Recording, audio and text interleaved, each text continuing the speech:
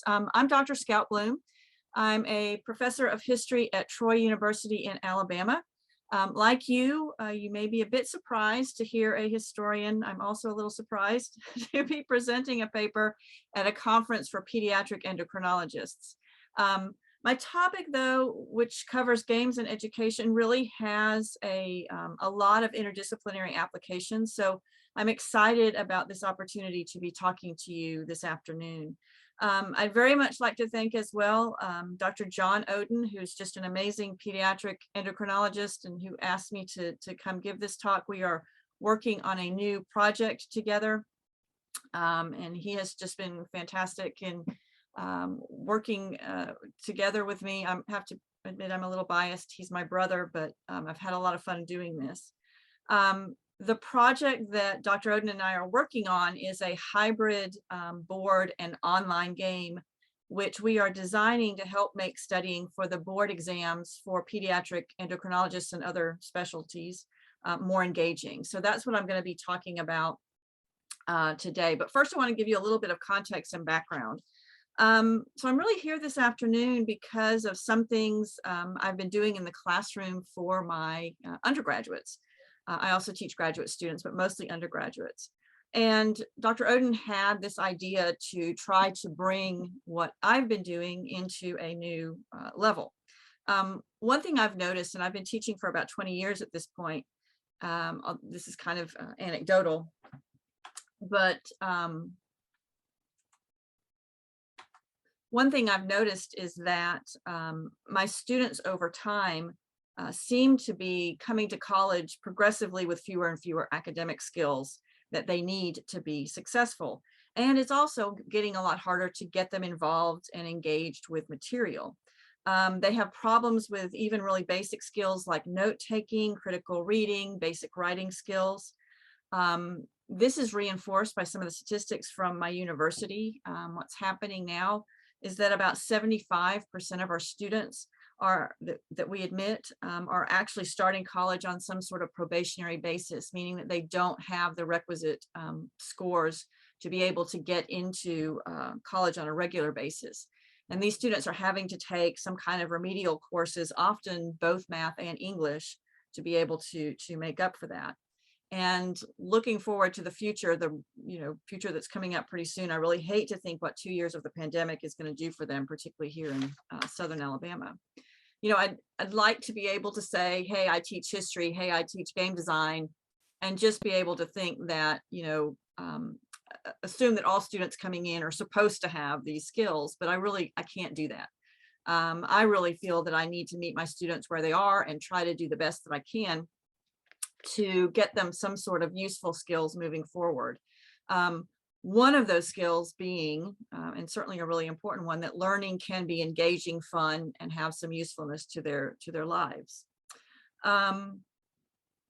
Now, obviously, this applies to me not just as a undergraduate and graduate history professor, but also for y'all. I mean, these are the students who are going to be coming forward to graduate school at some point, and some to medical school. One of the ways that I have been working to increase engagement, as well as some of these critical skills we need, has to do with games-based learning. And I found games-based learning to be really, really helpful in the classroom. So let me walk through just a couple of definitions real quick in case you haven't heard some of these terms. When you hear the term games-based learning, which is what I do, games-based learning means you are using games in the classroom or in an educational setting to learn content. So you're playing a game to learn something content related. If you hear the term gamification, that's a little different. It's sort of adding game theory into pedagogy. So it would be like giving students points for completing assignments, and then the one who has the most points at the end wins something. So there's a difference there. I haven't found gamification to be very useful, but some instructors do, particularly younger students tend to be kind of excited by it sometimes. There's also another term that I'm going to be using, and that's this term serious games. And this may sound like sort of a silly term. I thought it was sort of a silly term when I first heard it, but serious games are ones that are used for educational purposes. You have games that are directly designed for an educational setting. Serious games often tackle very serious subjects. including some that you might not think would be in games, like the Holocaust or racism. I'm working on a game right now that's going to be published in the summer about racism in Mississippi in the 1920s. So serious games is basically just educational games that can tackle difficult topics. I think it's important for us to be thinking about the use of games just because of how ubiquitous they are for kids today. And that this is one way that they really do engage with in different ways. One study has said that 99% of boys and 94% of girls are playing some kind of digital game on a regular basis. So this is something that they have found engaging and that they do quite a bit of. So I think harnessing some of that interest and using some of these games in the classrooms can be really helpful. I've looked at a variety of ways of doing this in my classrooms. I started a class called History Through Games. These are some of my students playing games in class. And basically what we do in there is we learn some history content, and then we learn how the game fits in with history. And we play the games after learning some content. And I found that these students really get very engaged. They really enjoy playing the game and they have a lot of fun, but then they also get more engaged in the content afterwards. And they're able to do some pretty sophisticated things that it's really hard for us to do teaching traditionally. These kids are able to sort of pick out the things that are historically wrong in the game. They are able to do things like make connections across media with lecture or sometimes documentary watching and playing the game. They are also able to, because I generally make them design their own game as well as a part of the class, they begin to sort of have to do some creative thinking and problem solving to fit that topic into a game scenario. So one of the things that I've really learned is that, through my experience, is that using these games in a creative way in the classroom can produce more engagement, can produce some higher level skills that it's difficult to get elsewhere. Obviously, my problems are certainly not unique. These problems of engagement are not limited to, and the development of skills and critical thinking are not limited to undergraduate history students. In fact, it's been seen as increasingly as a problem in graduate programs, including in medical school. And there have been a variety of peer-reviewed studies on this. Medical school educators have noticed a decline of in-person programs, a decline of in-person attendance in classes, as well as more distracted students, even if they are in class. So they're experiencing the same kind of engagement problems that I am. One study noted that reasons for this have been extremely widespread, including, quote, personalized nature of large group lectures, new technology, utilization of electronic resources, student apathy, issues of professionalism, and generational and value differences. So this wide array of causes for this lack of engagement. In order to fix this problem, medical faculty have tried a variety of approaches and again published various peer-reviewed formal studies of what they are doing. Many of these deal with increasing engagement through different kinds of educational opportunities. One of the things that they do quite frequently is engage students in research, publishable research kind of opportunities. One study that did this found that students who engaged in those things during a class had a lot more favorable reactions to learning. They found it a lot more sort of applicable to what they were doing.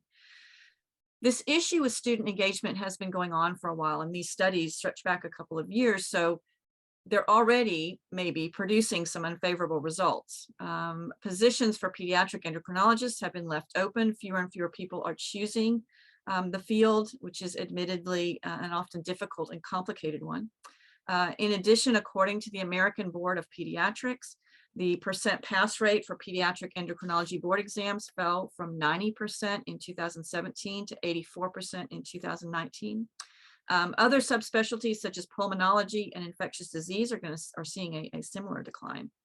So while some educators are working to use more traditional kind of methods to increase engagement, there are others who are stepping into new areas, namely using games. And there are numerous peer-reviewed studies that show using games to be a very effective way to transmit knowledge, And this includes with sophisticated topics like medicine to both adults and professionals. So what I want to do is to look real quickly at some of these studies that are using games in medical education. And again, because it's becoming a bit more prevalent, and I want to look and see what some of them are and tell y'all what some of these are doing. Peer-reviewed literature strongly supports the idea, and not just in medicine, but across the board, that board games and other games are effective methods of learning for a wide variety of both students and professionals. Various studies reveal that board games help with logical and mathematical thinking, strengthen collaboration within groups, and enhance content knowledge in various fields. The fields of medicine and healthcare have been a focus of a number of studies, both from the perspective of patients, educating them to learn, and then also professionals. For patients, for example, games have helped a wide variety of ages and issues. For younger patients, kids who played a board game made better nutrition choices and had better body image after they played the game. Kids who had chronic illnesses found productive avenues for conversations about self-care through board games. And elderly patients who played an educational game that was talking about active lifestyles made better decisions and choices after playing than those who did not play. Games, of course, are not just for patients, but they have also been used for practitioners at different levels. For students in pharmacology classes, board game learning proved more effective than traditional lecture-based strategies, according to one study. Midwife students who played a board game about the status of labor in patients actually outperformed licensed midwives after they had played the game. Students found learning anatomy through board games more effective than those who didn't play. There was a set of emergency healthcare workers who were playing a board game about treating severe burns, and they did better with that knowledge than those who did not play. And veterinary students were able to better identify and diagnose problems from radiographic information after playing a board game than their peers who didn't play. In another study, there was also a group of third-year med students who were given a web-based gaming platform as they went through their pediatric clerkship. While the students who played the game and the students who didn't play the game had similar results in content mastery, the group that was assigned to the game seemed to understand the content better. They felt the game really helped them learn and enjoyed learning more than their traditional counterparts. And what's also important is that the ones who played the game wanted to continue learning with the game. They felt that that was a productive way to study. So there are also some studies that have been done on sort of a broader basis. There was one study that was done in a hospital system-wide where they were looking at ulcer reduction, pressure ulcer reduction. And this was part of a program that they had done to reduce this. They saw a reduction of nearly 50% in some of these ulcers across the board as a result of these programs. It wasn't just the board game, but they had been doing other things as well. In addition, military students at the Uniformed Services University of the Health Sciences were using board games in how they were treating, to learn how they were treating patients in harm's way. And the colonel who was in charge of that program found that they retained key points of their knowledge a lot better than students who had not been doing that. So in each of these instances, what we see is the group who played a board game or played a game centered on their area of knowledge outperformed the group who did not play the game. There were other studies that did other kinds of, measured other kinds of variables. Educators noticed increased levels of preparation, increased levels of engagement after the board games as well. As we're going to talk about some of these board games and their examples of them, I guess, and board games and learning, one thing that's really, really important to know is that board games have come a really long way in the past few decades. You know, I grew up playing Monopoly and Uncle Wiggily and Chutes and Ladders and all of these kinds of games. But today's games are not like that at all.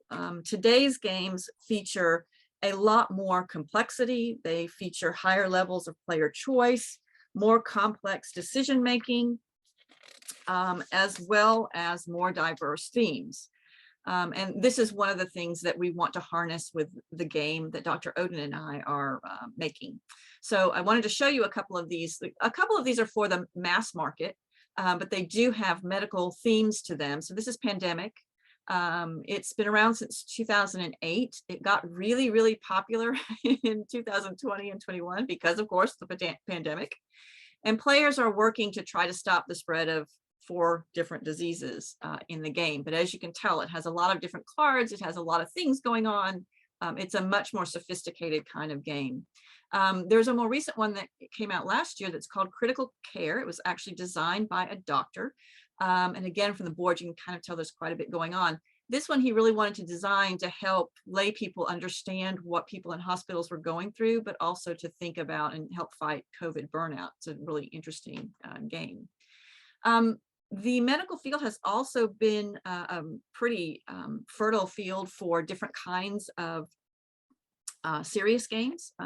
There are a variety of games for different medical professionals. Let me show you a couple for nurses. This is called Our Entertainment, and it is it's a board game that helps nurses study for their exams. There's also another game for nurses called Ponder the Socratic Way, and students are competing for cards that basically say status improved. They're working with patients as to what's wrong with them and how to help them. And they're very much sort of guided and overseen by an instructor who's asking them questions about the different things that they're looking at and the different scenarios that they're looking at. Very simple sort of components to the game. They have a buzzer and a spinner and dice. But this is very much sort of guided by the professor. But it is also a way for nurses to gain some knowledge about how to deal with patients. Some other kinds of serious games that have found some success. Friday Night at the ER is, and this is the picture on the top right. This is a simulation game that has been used not only with medical professionals, but also with corporations across the board to teach teamwork and decision-making skills. There are 4 people, and basically they're trying to manage the ER for 24 hours with all kinds of unexpected things happening. The board game Retain, which is out of Canada, it has both a board and a computer simulation effort. It is designed to help medical professionals with neonatal resuscitation techniques and knowledge to sort of keep them up to date on that. And it actually uses real scenarios that players have been dealing with. There's also a game called the Sepsis game. This one comes out of England by NHS England. It has pretty simple mechanics. It's really sort of based on, if y'all are familiar with Trivial Pursuit, I mean, that's basically what it is.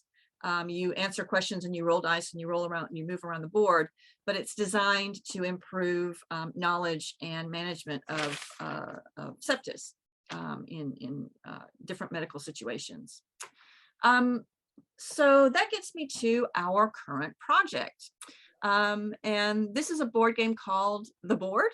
And what Dr. Oden wanted to address and what he felt was important was that the game should be a way to provide medical professionals a more engaging way to study for board exams, that it should help with showing and sort of walking through the benefits of cooperation and teamwork within the clinic setting, and also help find ways to deal with burnout.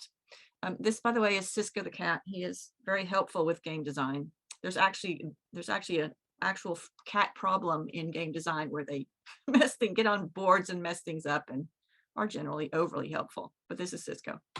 So the board, in order to do that, is a hybrid board online game.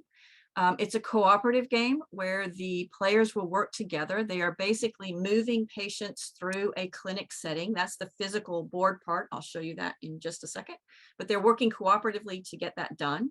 The way they move the patients through the clinic setting, they have to have budget points, and they get these budget points through the online part of the game. The budget points are sort of the currency, and they do that through answering questions. And Dr. Oden and I have been in conversations with the Endocrine Society to be able to have access to their questions for the game. So let me show you. Hopefully my video is going to work. There we go. Okay, so this is what the game looks like. We are using a software, an app called Tabletopia, which basically allows people to play board games online. It's been really helpful during the pandemic for many of us. The top part of the board is basically the clinic setting. And by the way, this is a very, very early prototype, just very early draft. But you can see that you would move through from the waiting room to the clinic to lab work and to treatment. Those arrows that move to the different rooms have numbers on them, and that's the number of budget points. So here we see the patient cards are getting laid out and in the waiting room, and they get flipped over. So these are the patients that the team is having to treat. The team will take on different roles of med student, faculty member, fellow, resident. Here are the budget points that are getting laid out. Again, they get those through answering questions, and I'll show you those in just a minute. What the team does, so they've paid one budget point, and they're now moving the little baby over to the clinic setting. The first thing that the team does is they take a chief complaint card, and they are going to, I'm sorry, they're sideways, but they're going to take a chief complaint card to associate with the patient. And this one is weight loss. Another thing that they can do by paying out budget points is they can gather patient information. And in the game, this patient information comes from a wide variety of sources. There are social and family history that can come up, physical exam information. There's different kinds of symptoms, all kinds of different information that they can get. When they get these, the players have to look through them and then see which one of those might fit or be helpful with this patient. It might be a little hard to see, but up in the top right hand, there are 3 cards. Those are the diagnosis cards. And the diagnosis cards are what the team is aiming for. They're trying to find cases that match that. So the little baby got moved over to lab work. And when he's in lab work, this is where we go back to the computer again. I'll show you those in a second. But they have decided that his diagnosis with all the symptoms that he has and the chief complaint that he has is hypothyroidism. So they're going to go to the lab work. They're going to enter their preliminary diagnosis and their symptoms. If that matches up, then they'll get lab work that verifies that on the computer. And then they'll be able to move the patient over to treatment.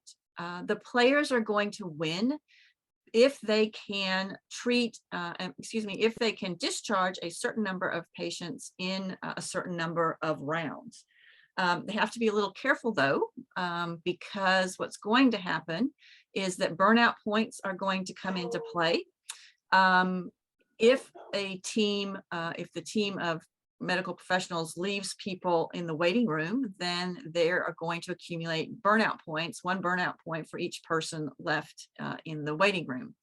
If they get to a certain number of burnout points, they're going to have to take an event card up there, and that event card will generally cause some problems for them with the burnout points.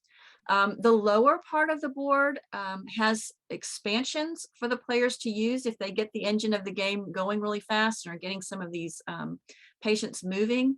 They can expand their clinic or lab. In order to do that, though, they have to hire new staff, so they can hire a nurse, a lab tech, or a nurse practitioner. So that's the basic outline of the game. Let me walk through real quick and just show you some of those cards so you can get a better look at some of the details. Again, it's a variable player power game. All that means is you play different roles and they each have some kind of special ability that allows them to do something better than the game normally allows.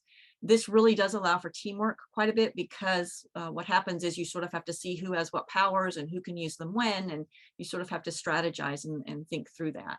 So here are the variable player power cards. The patient cards, we're really wanting to make sure that we get a lot of different ages. Again, this one's just for pediatric endocrinology, so they're all young people, but a lot of different ages, ethnicities, body types as we go through the game. And this is some information. The patient cards are information that the players are going to have to take into account as they think about the diagnosis as well. As we said, I just wanted to show you a little bit more of a close-up of those cards, but they have different information that they can gather with the patients, from symptoms to chief complaints, and then using the diagnosis cards. Let me show you the online component. So as they're playing the game, the players will have a laptop or a tablet, and they'll be logged into a website. And the website, right now, what we're doing for this initial prototype, is just a proof of concept thing, but we're using Twine, which is a really cool free software. It's sort of, most people use it for doing choose your own adventure kind of games. And you put in a question, and then the players can do something, can choose a different action to take, which is basically what we're doing. So the players will log in, and they'll get to eventually the screen that says, what do you want to do? And they'll pick one of those 4 things to do. Now let's assume that they decided to answer a question. Answering questions is the way that they get budget points that they can pay to get those patients through what they're going to be doing. So they'd come to a question, something like this. It has a little bit of basic information, and then a question on it. And notice that they have a maximum of 5 budget points. At that point, if they answer the question correctly using just this information, they'll get 5 budget points. Most people will want some more information, so down at the bottom of the question, they have some choices for different information that they can get. So if they click, for example, on get more medical history from parents, here they will come up with this information, and they will come back to the case. Each time they need more information, it's going to take off a budget point. So if you'll notice down at the bottom, it says your current total for this question is 4 budget points. So they started with 5, but because they wanted that extra information, they got 4. And then if they answer the question correctly, then they would get 4 points. To do the lab work, which is the other place where the computer is going to come in, they would click on get lab work.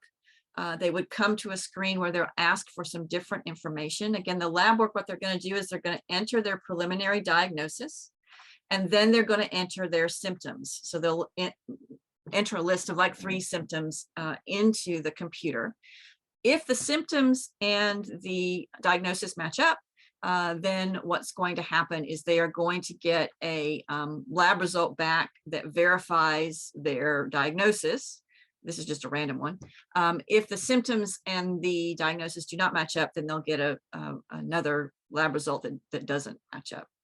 So this is basically what we have been thinking about doing. Again, the problems that Dr. Oden has been seeing is that he wants the process of studying for board exams to be a more engaging process. He wants to encourage cooperation, and he wants to have people have constructive ways to be able to deal with burnout. And so that's what we're aiming the game to be able to do. But as I've discussed, game play can be a really good way, and actually has been a way that the medical profession has used quite a bit to accomplish some of these goals. So I'm going to go ahead and stop sharing my screen. And if anyone has any questions, I am more than happy to answer them.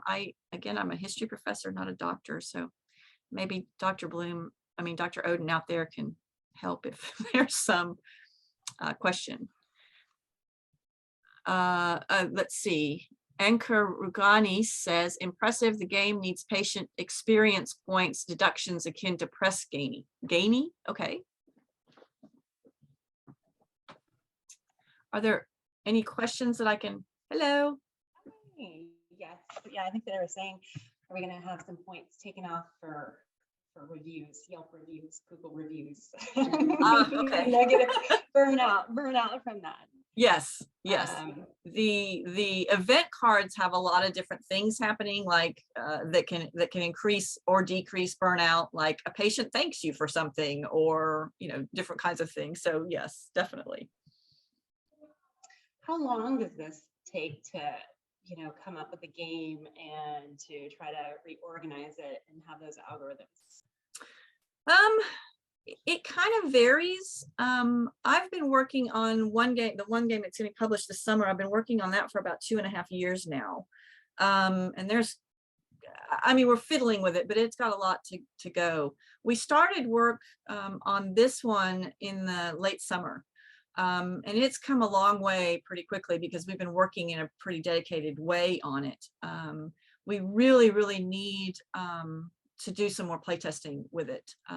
The game design process is very, very iterative. By that I mean you make a prototype of the game and then you play it quite a few times to figure out what's wrong with it, and you fix it, and then you make another prototype and then you play it again. So we are hoping to have a good working prototype this summer. Like in June or July, that really is one that we can share with people. We're going to be going to a conference over the summer to have tables set up to play the game and to introduce people to the game. So it'll be about a year in progress there. You want to work with your brother that long? I'm sorry? Do you want to work with your brother that long? What's funny?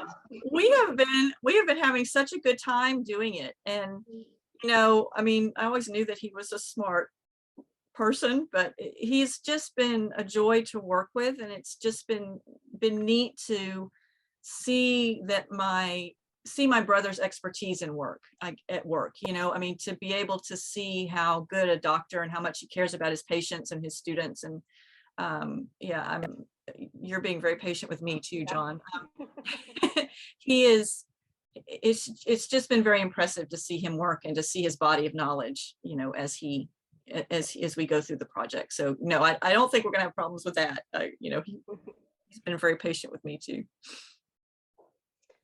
Great. Any other questions? Looking in the chat. Okay. All right, well, thank you so much. I appreciate it. And that would be, I gotta retake my boards at some point. So if you could get that ready for my research, that would be wonderful. Well, I appreciate y'all having me. It's been a really neat experience to be able to sort of get this together and to present this to y'all. So if y'all are interested, I'm gonna put my email in the chat. And if y'all have any questions for me about game-based education or using games in medical settings, please just let me know, and I'm more than happy to do that. This is something that I do for other teachers, particularly with history, on a regular basis. So I'm more than happy to help if anybody has any questions. But thank y'all for having me. Thank you. We were hoping to be able to play some games, but kind of hard to do that virtually. I'm sure that'll. Yes, I know. we were disappointed, but we'll be able, maybe next year we'll be able to come and bring games and stuff. That would be cool. Well, thank you very much. You're very welcome.